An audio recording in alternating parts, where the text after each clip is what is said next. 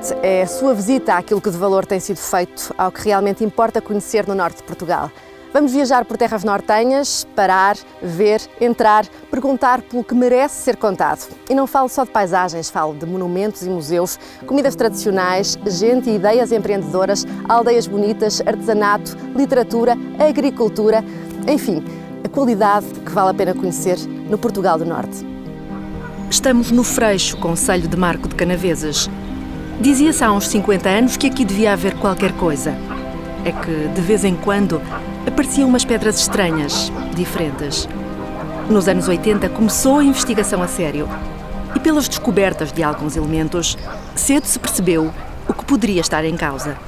E a caracterização desses diferentes pontos, necrópole num sítio, um edifício que é o das Termas, que já na altura, em 81, nos dava, de facto, 5 metros de altura.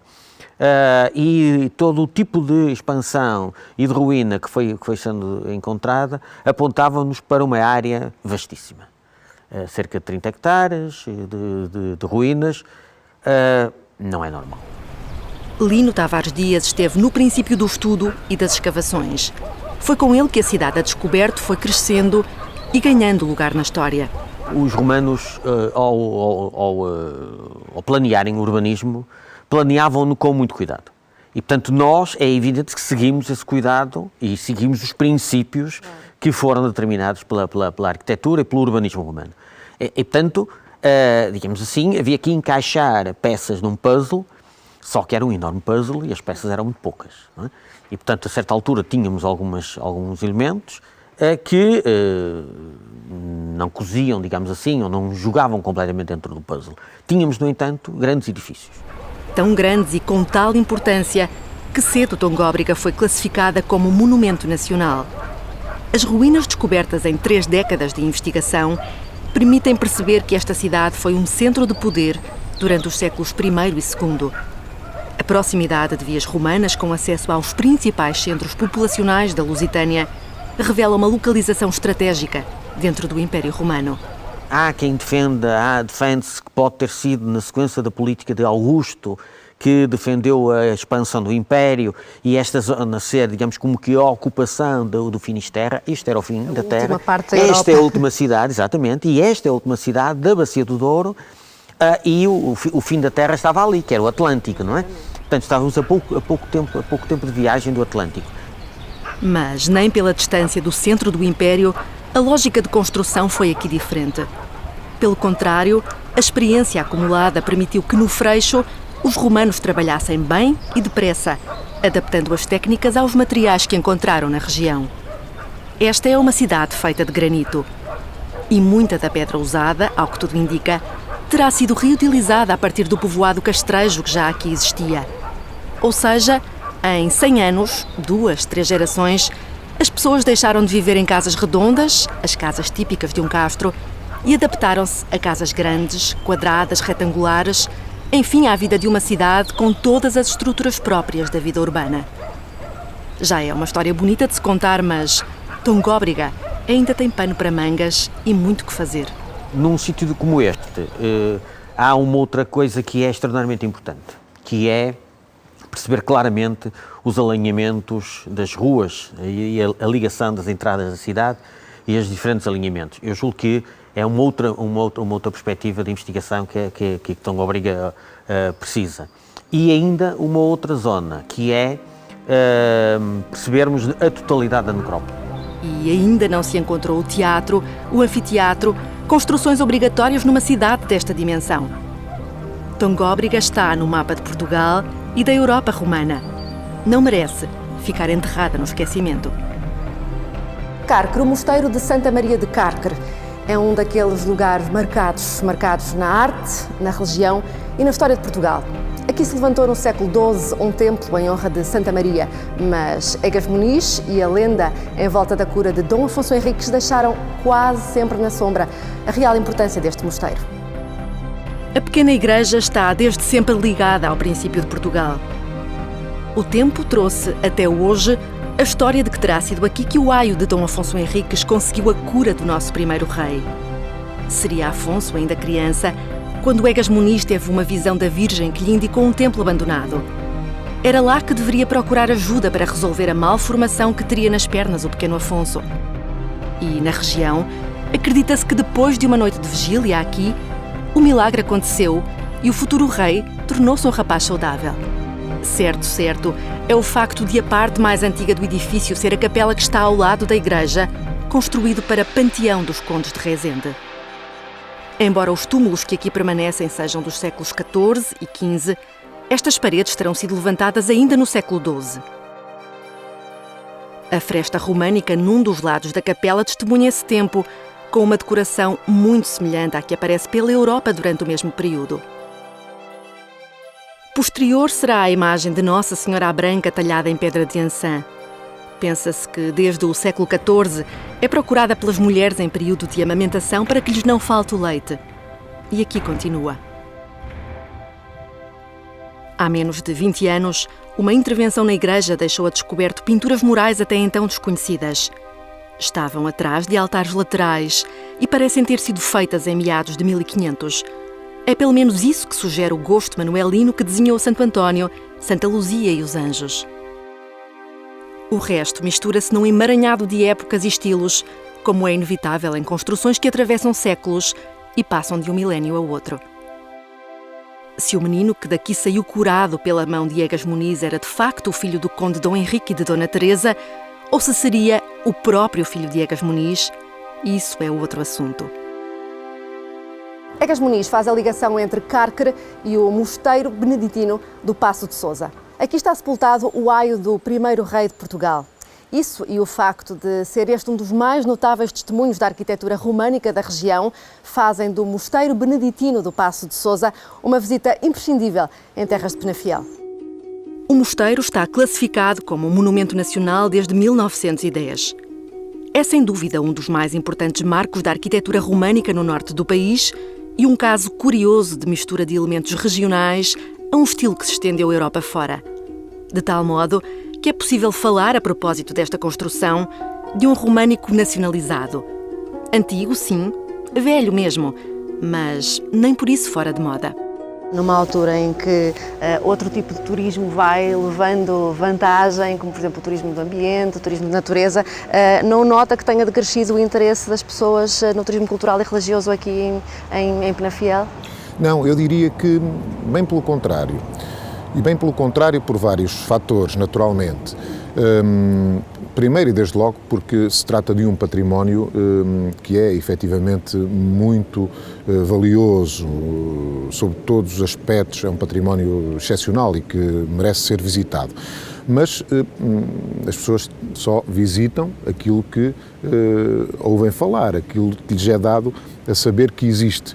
E é isso que tem acontecido ultimamente com os nossos monumentos, com este património de que falava, sobretudo pela alavanca que a Rota do Românico trouxe em termos de promoção, em termos de divulgação. Este património, durante muito tempo, era conhecido apenas de alguns, apenas de um setor, diria que mais específico, mais ligado às questões do património, ou às questões das artes, às questões da cultura. Hoje não, hoje, e sobretudo o resultado desse trabalho extraordinário feito no âmbito da Rota do Românico, a divulgação tem sido extraordinária e não só dentro de portas, não só no país, mas até fora de portas. A Rota do Românico integra a Transromânica. A Transromânica é um itinerário definido pelo Conselho da Europa que propõe uma viagem por mosteiros, igrejas e catedrais de 8 países do continente. Egas Muniz trará o resto. A componente de fantasia, de simbolismo, de desejo de ir de encontro às origens. É de facto um elemento de motivação acrescida, porque é de facto uma marca da nossa nacionalidade, uma personagem incontornável da fundação da nacionalidade, um símbolo de honradez e de lealdade, que de resto são características que tão bem identificam os penafidelenses e os paço-sousenses, porque é uma marca genética que aqui está e que acrescenta curiosidade ao visitante. O túmulo, tal como foi possível conservar-se e reconstituir-se, está logo à entrada da igreja. A história conta-se em relevo e em quadros sucessivos que relatam episódios vários da vida do aio de Dom Afonso Henriques. Virado para a porta, o episódio da própria morte, em que uma figura ascende ao céu vinda do interior de Egas Muniz. A figura é a alma. Egas Muniz é, com o seu e o nosso rei, o princípio de Portugal. Mais ou menos 1000 anos depois, daqui saiu um menino que seguiu estudos em Coimbra, em Lisboa, e que foi depois viver para Paris, de onde se deu a conhecer ao mundo. Amadeu de Sousa Cardoso é, para muitos, o Fernando Pessoa da pintura portuguesa. Pensar e repensar, sobretudo, a obra que deixou é o que propomos nesta visita ao Museu Amadeu de Sousa Cardoso, em Amarante. Rapaz seguro da sua vontade, deixa para trás a arquitetura que tinha prometido aos pais, a bala de Lisboa, e é em Paris que começa a misturar o que ele e o mundo inventam com tintas, em telas. Atento, mordaz, Amadeu exercita a mão em caricaturas que depressa dão lugar a experiências mais coloridas. São, de alguma forma, as cores que compensam a atmosfera anémica de Paris. É lá que nascem muitas das paisagens portuguesas que Amadeu pinta com sol e muita luz. Inspirado no que conhece e puxado pelo que sente ter de fazer diferente, o pintor junta estilos e técnicas, mistura correntes e produz diferenças. Tantas que é possível encontrar-lhe influências que não se encaixam nos tempos da modernidade que pintou. Aqui é muito mais, ou podemos dizer que existe mais uma influência do impressionismo, pela necessidade que Amadeu, só pelas cores, constrói a paisagem, sem formas. Normalmente isto é possível uma pessoa normal fazer semicerrando os olhos quando olha para uma paisagem. E é isso, é retirar toda a parte formal e ficar só com a cor. Se em muitas das obras de Amadeu o real é facilmente apreendido, noutros trabalhos a pintura justifica-se por si só e os referentes desaparecem dos quadros. Aqui podemos aproximá-lo do abstracionismo, e que em si é muito interessante porque em todos os restantes movimentos há sempre a referência a um objeto real. E no abstracionismo há a consciência de que através de figuras geométricas, através da cor, através da linha, é perfeitamente possível criar imagens sem necessidade de uma observação direta de um objeto, de uma pessoa, de uma paisagem, e essa composição é aqui criada também pelo próprio Amadeu. Apesar de ligações a correntes distintas que marcam a época em que vive e trabalha, Amadeu não se encaixa em nenhuma das vanguardas europeias que lhe ajudam a desenhar a obra. Tira daqui e dali, inova e anda sempre à frente mesmo estando longe. Isolado na casa de Manhufe, em Amarante, e com um convívio artístico muito reduzido, o pintor acompanha a evolução do que a Europa vai produzindo de melhor. E na aldeia natal, pinta muito. Pinta a arte popular com ares cubistas, cores vibrantes, violentas. Acompanha a velocidade do modernismo e traça nas telas os riscos que aceleram o mundo exterior, a vida que passa depressa. Portugal não está no princípio do século preparado para entender Amadeu. Não está formado para uma arte que sintetiza tanto em tão pouco tempo e espaço, uma arte que fratura e pede leituras menos óbvias, como a ascensão do quadrado verde. Num primeiro olhar, pode ser a leitura ser muito próxima a uma abstração. Sem conhecimento do título é possível só ver quadrados, círculos, triângulos, letras, mas a partir do momento que se toma conhecimento do título da obra, consegue-se aprofundar essa observação. E quando se aprofunda, por exemplo, pela referência à ascensão do quadrado verde, temos aqui a referência ao movimento. E aí podemos fazer pontos com o próprio futurismo. A mulher e o violino geometrizam-se e chamam o cubismo. As letras sugerem a alguns uma incorporação do dadaísmo. Amadeu desaparece com 30 anos e é esquecido. Só décadas à frente, Portugal lhe reconhecerá o gênio e o talento. E agora, aos poucos, o mundo relembra-o. Paris vai voltar a ver, em abril, o pintor de Amarante encher de arte o Grand Palais. Porque Portugal, o Portugal do Norte, tem um mundo de coisas para conhecer.